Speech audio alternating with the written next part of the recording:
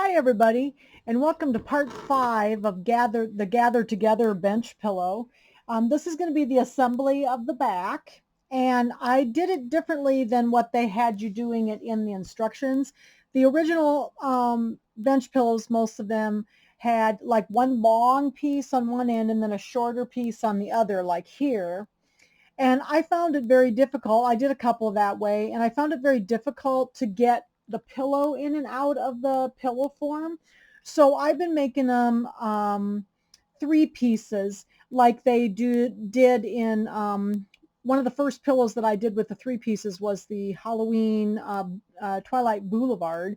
And so now I just do those with all of them because it's so much easier to get the pillow forms in and out because they're so long, they're like 38 inches long. So you will need a yard of fabric instead of a half a yard of fabric to do the back. And I cut two pieces. In the instructions, it says 17, but I always just measure the width of my pillow, the narrow part of my pillow. I just measure, back this up so you can see it. I just measure the width here, and mine was 16 and 3/4, so I just cut mine 16 and 3/4 long, this way. And then you want two pieces that are 10 inches and one piece that's like the 16 and 3/4 is 17. Just measure your pillow to see how big. Mine was a little bit narrower, by 28 for the big piece. So I have these two narrower pieces that are 10 inches that are going to be the ends. So here's the two 10-inch pieces. And then here's the 28-inch piece that'll go down through the center. And then it's really easy to get a hold of the pillow because you can access both ends, then you can pull the pillow form through. So I really like doing the three-piece backs. You can also make your own pillow forms. And I do it like they do in the instructions here, that you cut two pieces of muslin, like 16 by 38, take a 1/4-inch seam all the way around, leave a little opening, turn it, and then stuff it. So most of my pillow forms that I've made, I've actually just made them with stuffing and muslin of my own instead of buying a pillow form. So that seems to work really well. So that's what and this is on page 11 in the instructions for the 9 by 14. And it just talks about how to make your pillow form. So that's pretty straightforward. I already have mine made, so I didn't make that part for you. But I do want to show you how I do this three-piece back. So what we're going to do is first I cut my two 10-inch mine were 16 and 3/4. And then I took one long side for each one, and then I turned it back 1/4 inch and 1/4 inch just to make a little hem. So I'm going to go ahead and I'm just going to hem these. I've got my needle in the center needle position. I'm using some Pima cotton thread, and we're just going to stitch. A second, I got to get my camera in the right spot so I won't hit it with my arm. And I'm going to go ahead and stitch this little hem in. So I turned it over 1/4 inch and 1/4 inch, and just gonna zip down these little hems here. And I've got my, like I said, my Pima cotton thread in here. And I try to, match the thread match the fabric as close as I can. So, all right, now I'm using black because this one had a black background, so it seemed to kind of match in. So, got a bunch of tails here. We'll just trim that off. So we'll do all these little hems. So these are the two 10-inch pieces. But the three-piece back, when I started doing those, oh my gosh, they're so much easier. And I just think everything fits easier, and it's just easier to get in and out. I also, from the original pillow that I did, the Boulevard pillow, I also increased the length of the center section, that longer section. I made it 28 inches, and that's why you have to have a yard, because it's not, they just had you have a half a yard, and they made it narrower in the center, and then the overlap wasn't enough, so they kind of wanted to gap open on the back. So I just tell everybody to buy a yard. Okay, so then on the long piece, this is the long center piece, we're going to do the same thing. I just turned back, my 1/4 inch on both ends. both short ends, the 16 3/4 ends. And we'll go ahead and hem these. It makes these really neat with the, I thought this was pretty fabric. This one had leaves on it. My other one just said Happy Fall that I did. So found some pretty fall fabrics out at Walmart. You know me, I'm always finding something pretty at Walmart. They have a lot of nice seasonal fabrics this year. So I bought several pieces of seasonal fabric. They had some fun Christmas fabric too. So we weren't doing anything for Halloween this year. I had already done the Halloween one, so I didn't buy any Halloween fabric, just the fall fabric. All right, hem this one up. So this is a pretty easy assembly. This one's fun. Now they said something in the instructions about having some jute. I'm assuming maybe they were meaning you could put like a bow on the wreath or something, but none of the pillows that I've ever seen actually had a jute wreath on it, or a jute bow, I should say. So I didn't put them on mine. I thought they were just real pretty without it. So, okay, so there's my hems. I got all my hems on, okay, from my ends. And then to do this, what we're going to do is the short ends go down first. So we're going to put the short ends right sides together with the hems towards the inside. And so the raw edges will be together. And we're just going to, we're going to pin one of the short ends on each end first, and then we're going to put the center in. So I'm going to pin these on. And then we'll kind of find the center of the pillow and the center of the backing. So we'll do these first. Second here, whoops. Yeah, my pillow was a little narrower, so it was only 16 3/4. So it'll work real well with the pillow form though. So just measure your pillow, the short side of the pillow. Just measure it, and then you can cut your fabric to match that. This on here. But these 3-piece backs, oh my gosh, so nice to get the pillow forms in. Okay, let's do the other end. So I'm putting the short ones on first. So I gotta find my other short one. Here it is. Put the raw edges together, right sides together. I noticed one of my piece of fabric, I must have cut it a little wonky, so I'm gonna have to make sure I take a full 1/4 inch seam in order to keep that from showing there. You always have a little oops somewhere. And I got, and then, so I'll turn this over in a second here. Let me pin this on and I'll turn this over. But I took off the stabilizer after I finished up my little pumpkin. I'll show you the pumpkin that I finished up after we were done. Here's my little pumpkin. I can pull this back a little bit. There's my pumpkin and my little leaves and my acorn. So that was what I finished up after we finished class earlier, and then I trimmed it. So I did go ahead then and trim, along the edge of my borders and on the ends, and trimmed the rest of the batting and the backing off. I like to leave that on though when I'm embroidering, because then I just have a little more, fabric on there to hang on to with the hoops. So, all right, get this one on. This is pretty fabric. I liked it. This one, and then I'll show you. Then we're going to we got to find kind of the center of the pillow and the pillow top and the center of the backing, so we can kind of center it on there. All right, so when I do that, I usually just fold it in half, and put a pin at the top and the bottom. That's just the easiest. So I'm just going to put a pin in the center up here.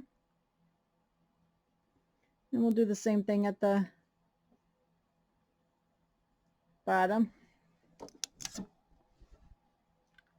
And I wanted to turn it over. I did go ahead and take off as much of the stabilizer as I could. I didn't get too excited because it's inside the pillow, so I don't really, if it shows, if there's a little bit on there, it's fine. So we're just marking the center, top and bottom. of the pillow top.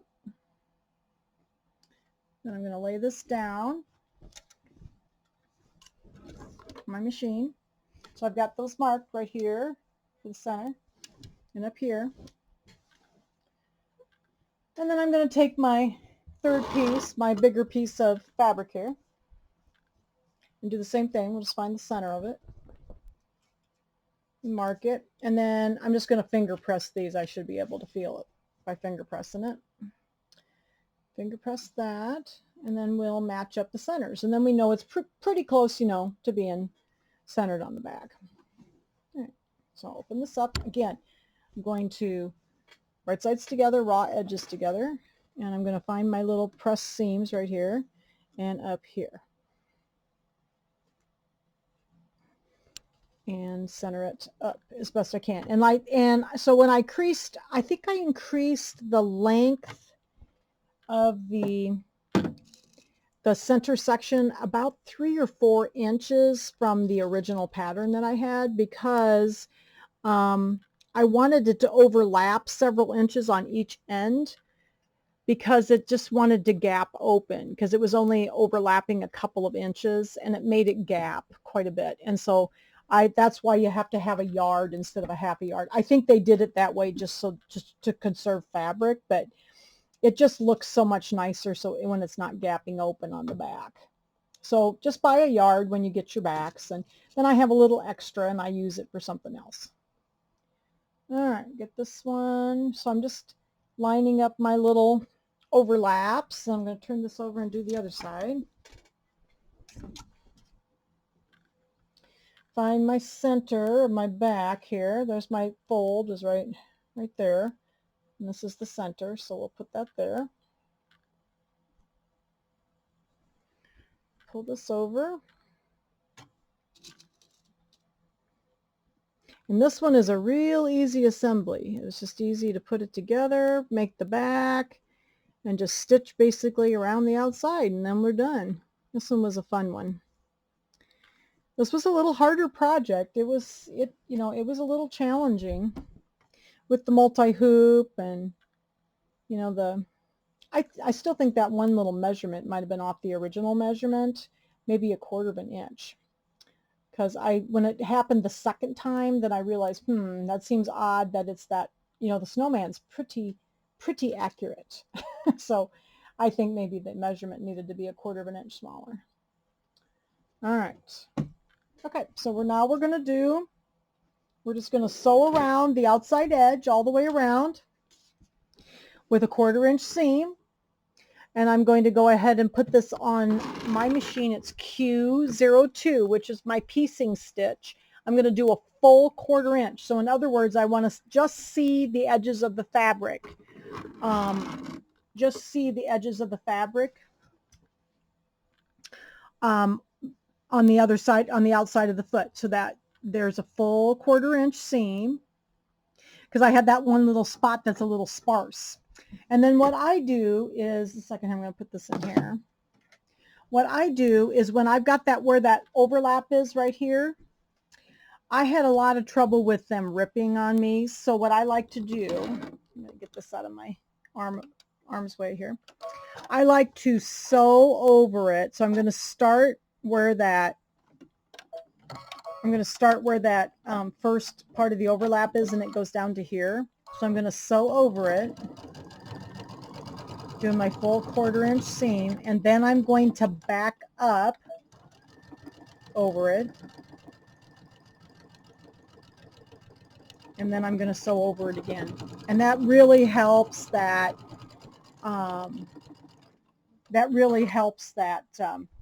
that little intersection there, so that you don't rip it out every time you put a pillow in it. So, and then we're just going to sew a 1/4 of an inch, make sure it's a full. Second, I got to move my pillow form here. All right. Let's make sure it's a full 1/4 inch. And then the next overlap part is down just a little ways here. Oops, got to pull my pin out of there.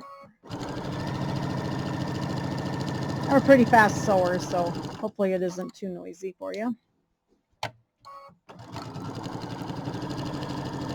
Okay, so we're getting down to where those overlaps are. So we want this overlap. We're going to go over it to the other side of that overlap. A second, I'm going to move my pin out because I'm going to leave that in so I know where I'm going. And then I'm going to back up. I'm hitting the backup button. I'm going to back up over that and sew over it again. Whoops, got a little over zealous there. Let me back up here a little bit. Sorry.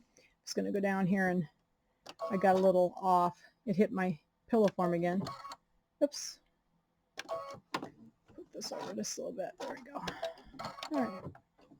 So I'm going to back up over that area where the little overlap is, and then I'm going to go forward again so that I'm sewing over it like 3 times, because that I finally was able to keep a really good strong seam there that I don't get ripping then. So now we're going to go around the corner. Going to stop about 1/4 of an inch from the end, turn it.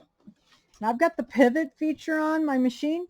So if you don't know where that is on your machine, most of the bigger machines have that. It's this little button right here. It's right on the screen. Looks like a foot with a needle down through it. I love that feature because then when you let up on the gas, everything, you know, the needle goes down and the foot goes up and you don't have to touch a bunch of buttons. Okay, so we're going to go around this side. Here, I'm stuck. Line up my fabrics again.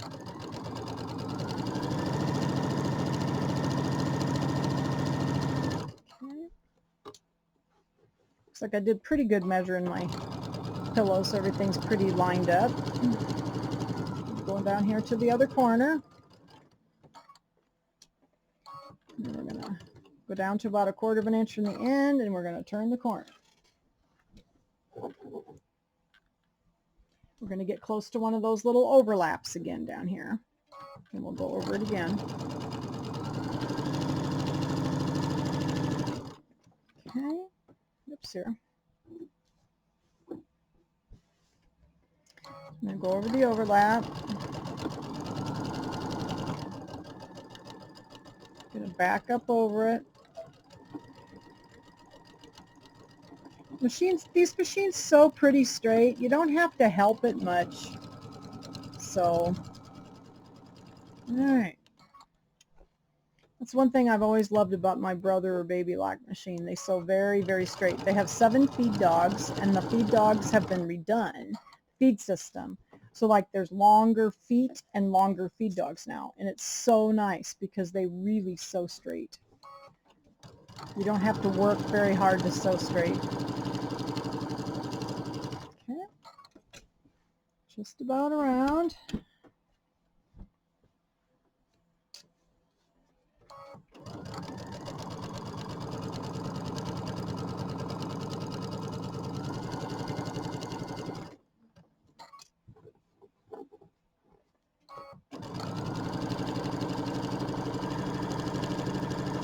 Okay. Now we're down here again where that overlap is. This is the last overlap, so we'll go over it.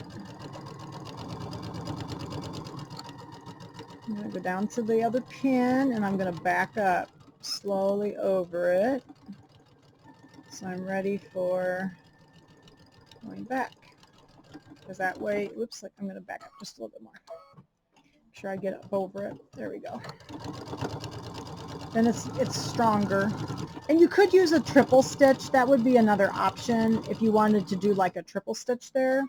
But I've always just backed up over it. It seems like it works well for me. So whichever works better for you. You could actually do a triple stitch all the way around. And it kind of takes longer to stitch a triple stitch. So that's why I've always just done the back up on those corners or those little overlaps, because that's where I have the problem. I don't really have a problem anywhere else. Okay, going down the other side. We're getting close to the end.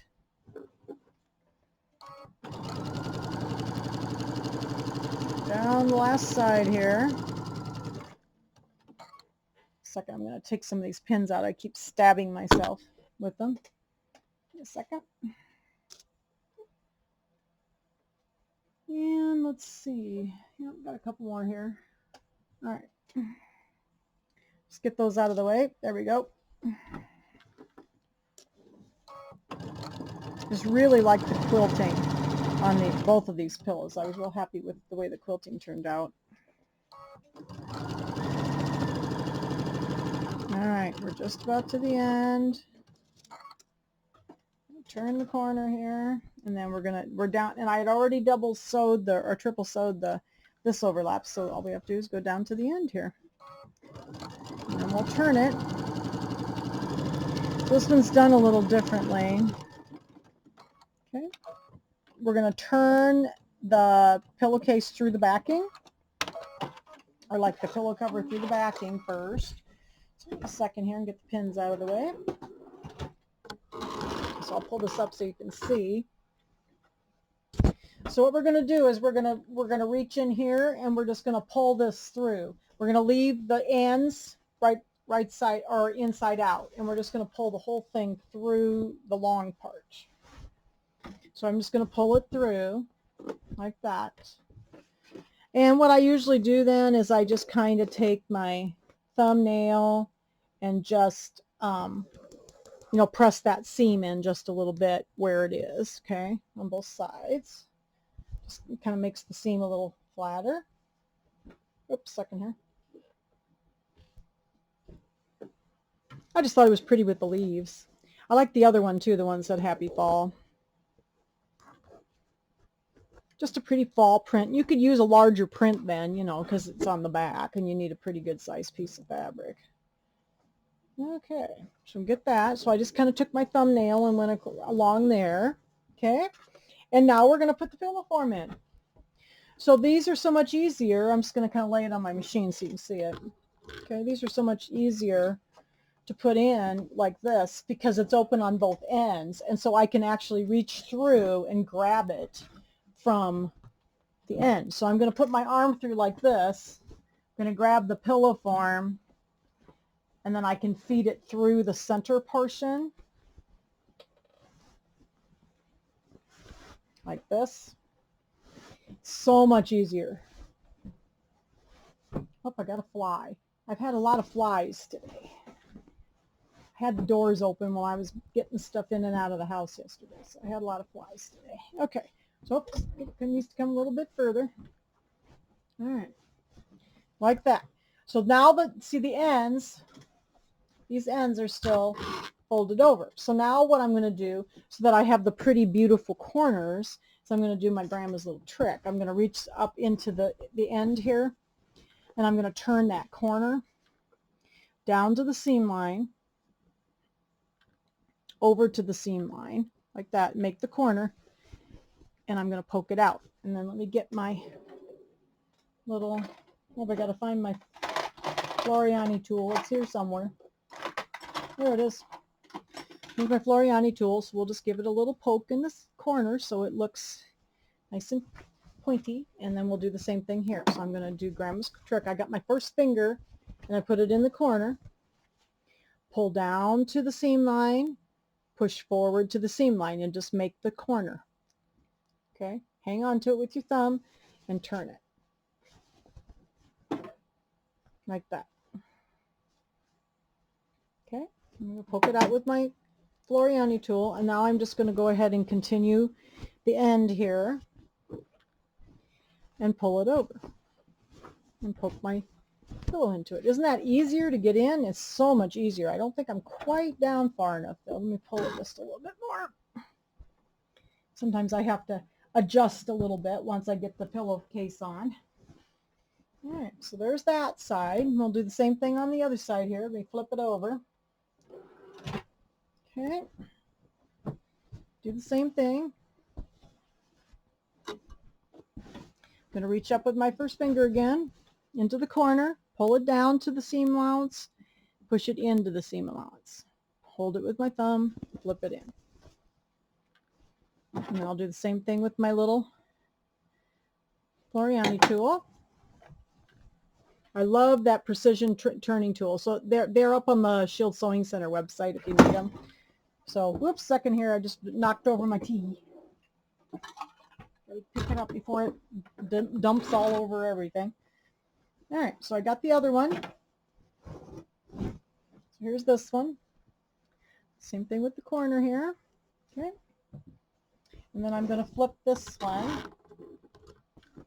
This pillow is so big, it's easy to knock things over with it.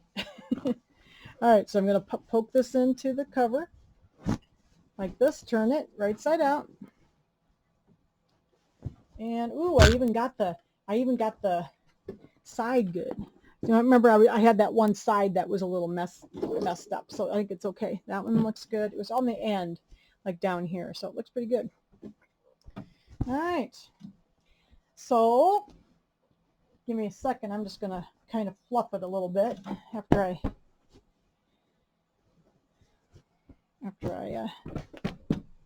poked and prodded it here. So I'll just fluff it a little bit. And there is our backing on our pillow gathered together. And it looks so nice. I like both of them. I thought they both turned out. And then this is the backing with the pretty leaves on it. So I think that looks good, and that's the backing. It's so easy. Now, like I said, in the instructions, it said something about jute.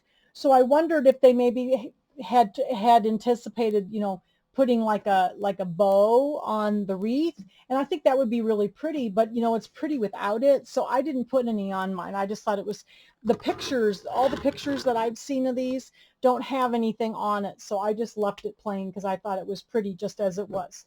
So all right, so there is the backing and the assembly of Gather Together. There's the newest finished Gathered Together that I just finished up right after class. I really liked the quilting on this one with the little swirlies. Thought it was really pretty. I think it looks really good. So that is the Gather Together bench pillow. Thank you so much for joining me for this project. It was really fun. And then the next project will be the Candy Cane Lane starting in November. Thanks, everybody. Have a good evening.